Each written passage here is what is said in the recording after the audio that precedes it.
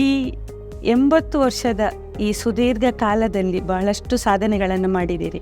ನೀವು ನಮಗೆಲ್ಲರಿಗೂ ಆದರ್ಶಪ್ರಾಯರು. ಸತ್ಯ ಹೇಳಬೇಕಿದ್ರೆ ಪ್ರೇರಣೆ ಏನೂ ಇಲ್ಲ. ನನಗೆ 14 ವರ್ಷ ವಯಸ್ಸಿನಲ್ಲಿ ನನ್ನ ಹತ್ರ ಒಂದು ತುಡಿತಾ ಇತ್ತು. ಯಜಮಾನ ಗುರಿಕಾರ ಅಂತ ಹೇಳ್ತೇನೆ ನಾವು, ಅವರ ಗಂಟೆಗೆ ಬರ್ತಿದ್ದೆ ನಾನು. ಆವಾಗ ಹೊರಗಿನ ಬೀದಿ ದೀಪದ ಕೆಳಗೆ ಕೂತು ಅದನ್ನು ಕ್ರೋಢೀಕರಿಸಿ ಅದನ್ನು ರಿಪೇರಿ ಮಾಡಿ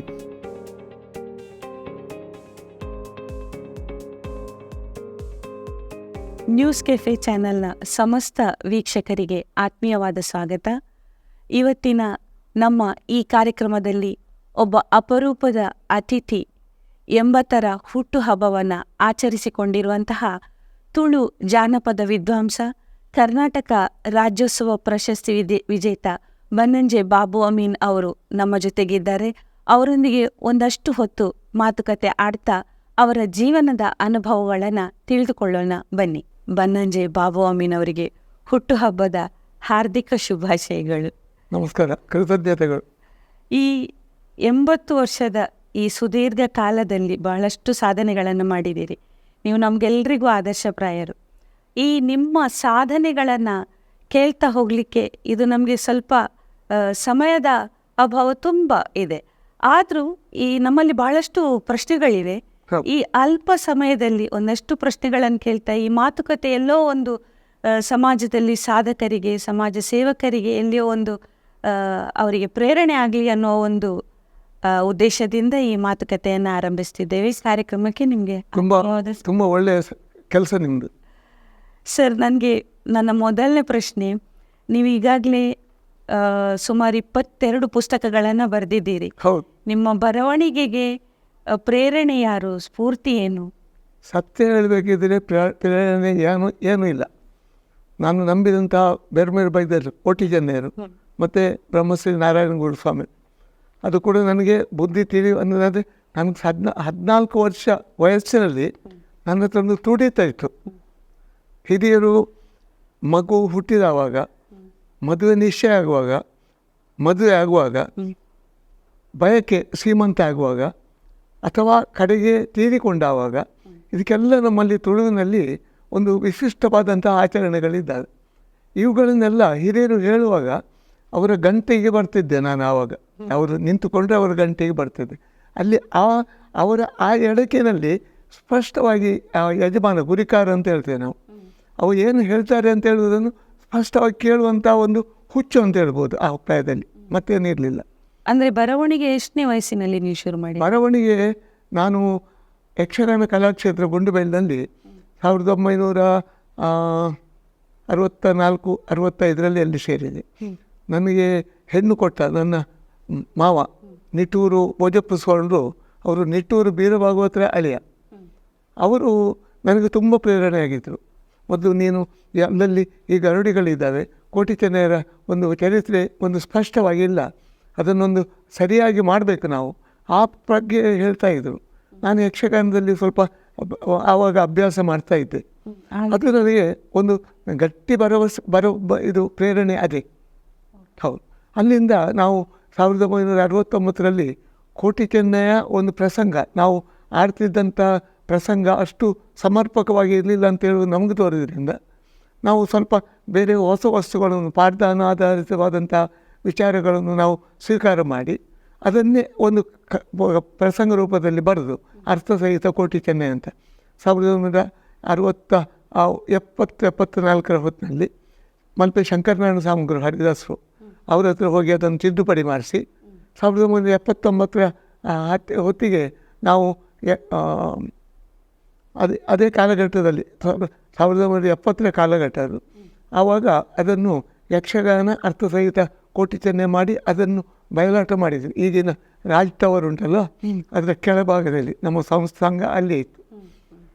ಆದ ನಂತರ ನಮಗೆ ಅದರಲ್ಲಿ ಕೋಟಿ ಚೆನ್ನೈದ ಒಂದು ಸರಿಯಾದಂಥ ಕಥಾಸಾರವನ್ನು ಸಮಾಜಕ್ಕೆ ಕೊಡಬೇಕು ಅಂತೇಳಿ ಒಂದು ಹಸ್ತಪ್ರತಿ ಬರೆದೇಕೆ ನಾನು 74-75 ಊರಿನಲ್ಲಿ ಇದ್ದೆ. 76 ಹೊತ್ತಿಗೆ ನಾನು ಮಣಿಪಾಲದಲ್ಲಿ ಆವಾಗ ಕೆಲಸಕ್ಕಿದ್ದೆ.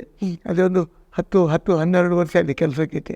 ಅಲ್ಲಿ ಏನೋ ಒಂದು ಸಣ್ಣ ಒಂದು ಸಾಂಘಿಕವಾದಂಥ ಒಂದು ವಿವಾದದಿಂದ ನಾನು ಅಲ್ಲಿಂದ ಕೆಲಸ ಕಳೆದುಕೊಳ್ಳುವಂಥ ಒಂದು ಪರಿಸ್ಥಿತಿ ಬಂತು.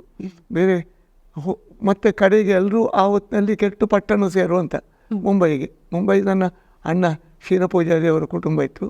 ಅಲ್ಲಿ ಹೋಗಿ ಅವರ ಆಶ್ರಯ ಪಡೆದು ಅಲ್ಲಿಗೆ ಹೋಗುವಾಗ ನಾನು ಕೋಟಿಗೆನೆ ನನ್ನ ಹಸ್ತಪ್ರತಿಯನ್ನು ಹಿಡ್ಕೊಂಡು ಹೋಗಿದ್ದೆ. ಅಲ್ಲಿ ಸ್ವಲ್ಪ ಅದನ್ನು ಮತ್ತು ರಿಪೇರಿ ಮಾಡಿ ಉಡುಪಿಯ ಮಿತ್ರರಿಂದ ಅದನ್ನು ಪ್ರಕಟಣೆ ಮಾಡಿದೆವು. ನಾನು ಅದಕ್ಕೆ ಬೇಕಾದಂಥ ಏನು ಆರ್ಥಿಕ ಅವಶ್ಯಕತೆ ಏನುಂಟು ಅದನ್ನು ನಾನು ವ್ಯವಸ್ಥೆ ಮಾಡ್ತೇನೆ ಅಂತ ಹೇಳಿದೆ. ಮುದ್ರಾಡಿ ಕೇಶವ ಶೆಟ್ಟಿಗಾರರ ಹತ್ರ, ಈಗ ದಿವಂಗತರವರು, ಅವ್ರ ಹತ್ರ ಕೊಟ್ಟರೆ, ಹೌದು ಅಂಬಾತನೇ, ಅವ್ರ ಹತ್ರ ಕೊಟ್ಟರೆ ಏನಾಯಿತು ಅಂತ ಹೇಳಿದರೆ ಅವರು ಸ್ವಲ್ಪ ನಿರ್ಲಕ್ಷ್ಯ ಮಾಡಿದರು. ಅವರಿಗೆ ಒಂದು ದಿವಸ ಕೋಟಿ ಚೆನ್ನೈಯರೇ ಕನಸಿನಲ್ಲಿ ಬಂದು ನೀನು ಬಾಡಲಿಲ್ಲ ಅಂತ ಅವರಿಗೊಂದು ಸಣ್ಣ ಮುಳ್ಳು ಕಂತಿ, ಆ ಮುಳ್ಳು ತುಂಬ ತೊಂದರೆ ಕೊಡ್ತು ಅವರಿಗೆ. ರಾತ್ರಿಯಲ್ಲಿ ಅವರು ಕನಸಿನಲ್ಲಿ ಬಂದರು.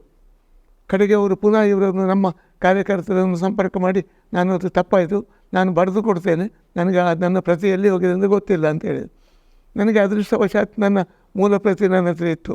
ನಾನು ಎಲ್ಲ ಬರೆದು ಕೊಟ್ಟು ಎಲ್ಲ ಆಗಿದೆ, ಅದನ್ನು ಬಿಸಾಡಲಿಲ್ಲ, ನಾನು ಇಟ್ಟುಕೊಂಡು ಪುನಃ ಆಯಿತು. ನನಗೂ ಸ್ವಲ್ಪ ಆವಾಗ ಸ್ವಲ್ಪ ಕರೆ 1982ರಲ್ಲಿ ನನ್ನ ಪ್ರಥಮ ಕೋಟಿ ಚೆನ್ನಯ್ಯ ಉಡುಪಿಯಲ್ಲಿ ಕಡಿಯಾಳಿಯಲ್ಲಿ ದಾಮೋದರ ಸುವರ್ಣರೆಲ್ಲ ಇದ್ದರು, ಮಂಗಳೂರಿನವರು, ಅಮೃತ ಸೋಮೇಶ್ವರ ಇದ್ದರು. ಅವರ ಸಮ್ಮುಖದಲ್ಲಿ ಅವರು ಎಲ್ಲ ಬಿಡುಗಡೆ ಮಾಡಿದರು 1982.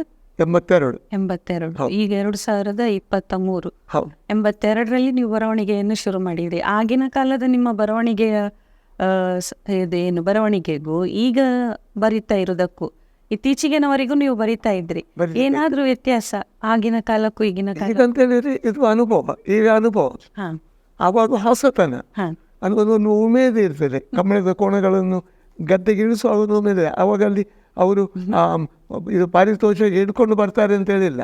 ಕಡೆಗೆ ಉಗುಳಿ ರೋಗ ಬೊಗಳಿ ರಾಗ ಅಂತ ಉಂಟು. ಹಾಗೆ ಮತ್ತು ತಾನಾಗಿ ಬೇರೆ ಬೇರೆ ರಂಗದಲ್ಲಿ ಸಭೆಗೆ ಹೋಗ್ತೇವೆ, ಚರ್ಚಾಕೂಟಕ್ಕೆ ಹೋಗ್ತೇವೆ, ವಾದ ವಿವಾದ ಆಗ್ತದೆ, ಹೀಗೆ ಚರ್ಚೆ ಮಾಡ್ತೇವೆ. ಇದೆಲ್ಲ ಅನುಭವಕ್ಕೆ ಸೇರ್ತದೆ. ಅದೇ ನೀವು ಬರೆಯುವ ಮೊದಲು ಬಹಳಷ್ಟು ಅಧ್ಯಯನ ಸಂಶೋಧನೆಗಳು ಇದೆ. ಈಗ ನೀವು ಬರೆದ ಪುಸ್ತಕಗಳೆಲ್ಲ ತುಳುವರಿಗೆ ಒಂದು ರೀತಿ ಮಾರ್ಗದರ್ಶಿ ಸೂತ್ರವಾಗಿ, ಒಂದು ಮಾಹಿತಿ ಕೋಶವಾಗಿ, ಅಧ್ಯಯನಶೀಲರಿಗೆ ಕೂಡ ಅದು ಆಧಾರವಾಗಿ, ಅದು ಹೇಗೆ ನಿಮ್ಮ ಸಂಶೋಧನೆ ಆ ನಿಟ್ಟಿನಲ್ಲಿ ಹೇಗೆ ಸಾಗಿತ್ತು? ನೋಡಿ, ಇಂಗ್ಲೀಷ್ನಲ್ಲಿ ಕನ್ಸ್ಟ್ರಕ್ಟಿವ್ ಅಂತ ಹೇಳ್ತೇವೆ ನಾವು. ಅದು ಕ್ರಿಯಾತ್ಮಕ ಆಗಬೇಕಿದ್ರೆ, ಇನ್ನೊಬ್ಬರು ಅದನ್ನು ನೋಡಿ ಇದು ಒಳ್ಳೆಯದುಂಟು ಅಂತ ಹೇಳಬೇಕಿದ್ರೆ, ದೇವ್ರ ದಯಿಂದ ಮೊದಲು ಈ ನಾನು ಬರೆಯುವಂತಹ ಮಾರ್ಗ ಉಂಟಲ್ವ, ಆ ಮಾರ್ಗವನ್ನು ಯಾರೂ ಹಿಡಿದುಕೊಂಡಿರಲಿಲ್ಲ. ಇದ್ರೆ ಒಂದು 4-8 ಜನ ಮಂಗಳೂರು ವಿಶ್ವವಿದ್ಯಾನಿಲಯದ ಉನ್ನತ ಶ್ರೇಣಿಗೆ ಏರಿದವರು ಮಾತ್ರ 4 ಪುಸ್ತಕ ಬರೆದಿದ್ರು. ಅದೆಲ್ಲ ಅದು ಯೂನಿವರ್ಸಿಟಿ ಲೆವೆಲಿಗೆ ಹೋಗುವಂಥ, ಅಲ್ಲಿ ರ್ಯಾಕ್ನಲ್ಲಿ ಉಳಿಯುವಂಥ ಪುಸ್ತಕಗಳು. ನಾನು ಬರೆದಂಥ ಕೋಟಿ ಚೆನ್ನಯ್ಯ ಬಹಳ ಬೇಗ ಅದು ತುಂಬ ಪ್ರಸಿದ್ಧಿಗೆ ಬಂತು ಜನಸಾಮಾನ್ಯರಲ್ಲಿ. ಹೌದು ಕೆಲವಾರು ಮುದ್ರಣ ಆಯಿತು. ನಂತರ ನಾನು ಮುಂಬೈಗೆ ಹೋದಾಗ ನನ್ನ ಈ ಹುಚ್ಚಿನಿಂದಾಗಿ ತುಂಬ ಜನರ ಪರಿಚಯ ಆಯಿತು. ನಾನು ಅಕ್ಷಯದ ಸಂಪಾದಕನಾದೆ.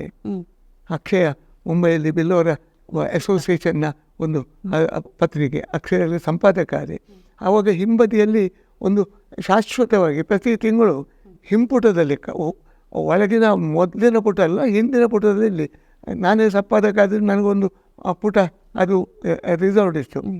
ಆವಾಗ ನಾನು ಇಲ್ಲಿಯ ಕಟ್ಟುಕಟ್ಟಲೆ ಏನುಂಟು, ನಿಶ್ಚಯ ಏನು, ಮದುವೆ ಏನು, ತುಳಸಿ ಪೂಜೆ ಏನು, ಚೌತಿ ಏನು, ಇದನ್ನೆಲ್ಲವನ್ನು ಹಂತವಾಗಿ ಬರೆಯುವಾಗ ಮುಂಬೈಯಲ್ಲಿ ತುಂಬ ಜನ, ಅಂದರೆ ಜಾತ್ಯತೀತವಾಗಿ ತುಳು ಜನ, ಯಾಕೆಂತ ಹೇಳಿದರೆ ಬೈಂದೂರಿನಿಂದ ಹಿಡಿದು ಕಾಸರಗೋಡಿನವರೆಗೆ ಎಲ್ಲ ಊರಿನವರು 10 ಜನ ಆದರೂ ಮುಂಬೈಯಲ್ಲಿದ್ದಾರೆ. ಅಲ್ಲಿ ಒಂದು ಸಂದೇಶ ಕೊಟ್ಟರೆ ಎಲ್ಲ ಊರಿಗೆ ಹೋಗಿ ಮುಟ್ತದೆ.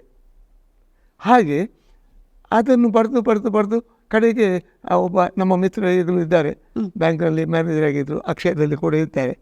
ಅವರು ಹೇಳಿದರು, ಬಂದಂಗೆ ಇದು ಹೀಗೆ ಉಳಿಬಾರ್ದು, ಇದನ್ನು ನಾವು ಪುಸ್ತಕ ರೂಪದಲ್ಲಿ ತರುವ.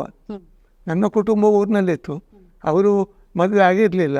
ನಾವು ಒಂದು ಕಡೆಯಲ್ಲಿ ಬಿಲ್ಲವರ ಸೊಸೈಟಿನಲ್ಲಿ ರಾತ್ರಿ ತಂಗುವುದು, ಅಕ್ಷಯದ ಕೆಲಸಕ್ಕೆ ನಾವು ನಿಲ್ತಿತ್ತು. ಆ ಹೊತ್ತಿನಲ್ಲಿ ಇದನ್ನು ನನಗದು ಅವರು ಕೊಟ್ಟಂಥ ಪ್ರೋತ್ಸಾಹ ನನಗೊಂದು ಒಳ್ಳೆಯ ರೀತಿಯ ಒಂದು ಬೂಸ್ಟಿಂಗ್ ಮಾರಲ್.